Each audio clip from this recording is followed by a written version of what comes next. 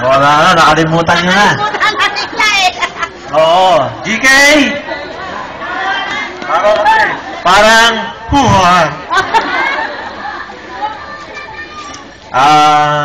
magandang umaga. At ako'y nagagalak muli para bang yung Phase 9 package to staging na kung saan ay inilibing na, ngayon ay nabuhay na mag-uli. Tama ba?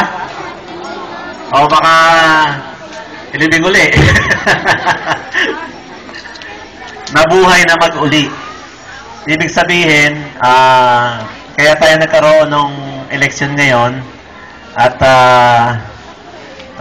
mayroon naman tayong bagong pinagtiwalaan at sa tingin ko yung naging proseso nyo sa eleksyon ay ito'y sabi nga demokratiko naman yung naging pamamaraan. Nakita ko nga nagkaroon pa ng mga campaign eh.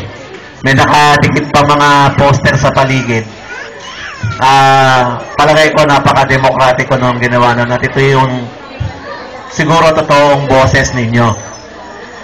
At yung mga bagong nahalal na opisyal ninyo ay sabi nga mga hindi lahat ay mga kakilala ko kundi mga bagong muka. Naghanap kayo talaga ng bago. Pagmulan ito sana ng higit na mas maayos at mas matapat na pamamalakad at higit na maging aktibo sa lahat ng mga gawain. Hindi lamang sa paggawa ng bahay, kung hindi sa pakikitungo sa bawat isa.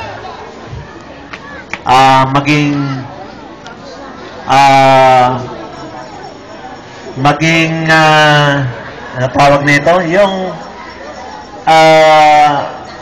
maging malakas ang pakiramdam sa mga pangangailangan ng bawat isa. Sana po palagi kayong mag-uusap, palagi kayong magsasabihan ng sama ng loob sa bawat isa ng magkaliwanagan.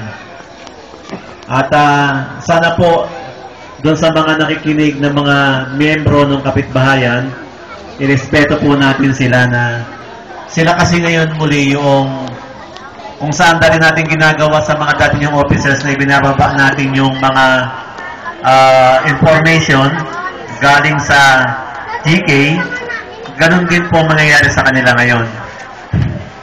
At inaasahan ko po na kayo ay magkakaisa-isa tungo sa higit pang pagbabago ng inyong lugar.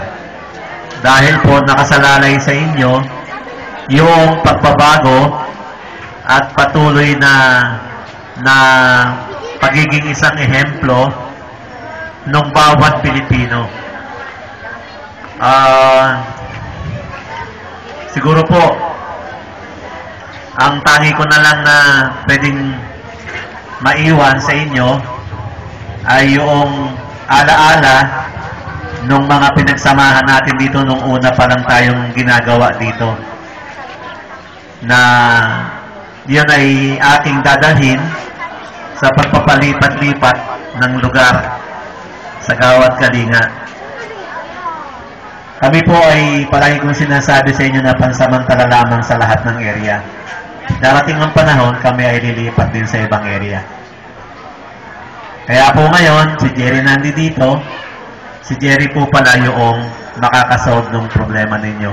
Tulungan niyo po si Jerry. No, huwag niyo yung pabayaan na siya lang palagi ang mag-solo. Mag-isip din po tayo lahat. Okay?